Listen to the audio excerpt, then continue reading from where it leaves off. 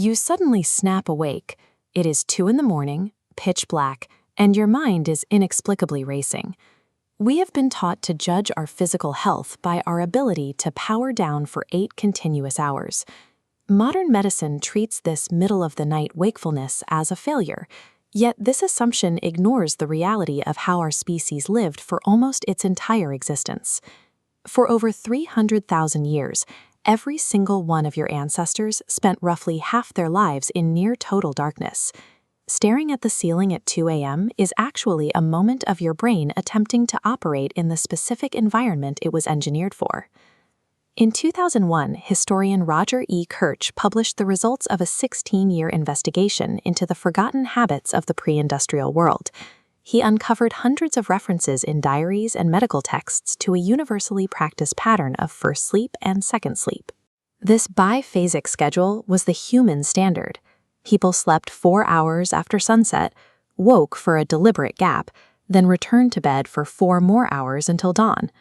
During these quiet hours, people interpreted dreams, visited neighbors, or simply lay in the dark. Historians frequently mistranslated these texts for decades, assuming the writers were mistaken because a non-continuous sleep cycle didn't fit the modern 8-hour experience. This forgotten gap was a universal human default that's been effectively erased from our cultural memory. The biological proof arrived in 1992 when psychiatrist Thomas Ware isolated volunteers in 14 hours of daily darkness to see how their bodies would react. Without the presence of artificial light, every subject's body automatically reverted to the exact biphasic schedule found in Kirch's historical records. This rhythm was made possible by the control of fire, which provided a circle of safety in a world of nocturnal predators. Fire extended the usable day, shifting human interaction from the practical logistics of the hunt to the communal sharing of stories and myths. Ware discovered that during the midnight waking state, his subjects produced elevated levels of prolactin. This hormone induces a peaceful, meditative state of consciousness that is chemically distinct from both standard sleep and daytime alertness. Evolution designed the middle of the night to be a biologically reinforced window for human reflection, separate from the rest of the day. This distinct state of consciousness was lost as we systematically worked to conquer the dark. In the 1600s, cities like Paris began installing public street lamps, turning a time of vulnerability into a navigable environment. The final transition occurred with Thomas Edison and the commercialization of the electric light bulb.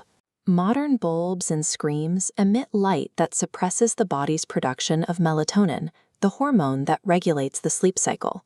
When light hits the retina late at night, the brain perceives it as daytime and immediately halts the chemical signals required for deep, restorative sleep. By artificially extending the day, we have effectively eliminated the specific phase of quiet wakefulness that our biology once relied on. That period of lying awake at 2 in the morning is a direct expression of your ancestral biology. Our original programming remains present. Spending just 1 week camping without artificial light is enough to reset a person's circadian rhythm to this ancient pattern. This suggests we can stop viewing uninterrupted sleep as the only healthy standard. Midnight wakefulness is your body asserting itself through centuries of artificial light to reclaim a lost window of human peace.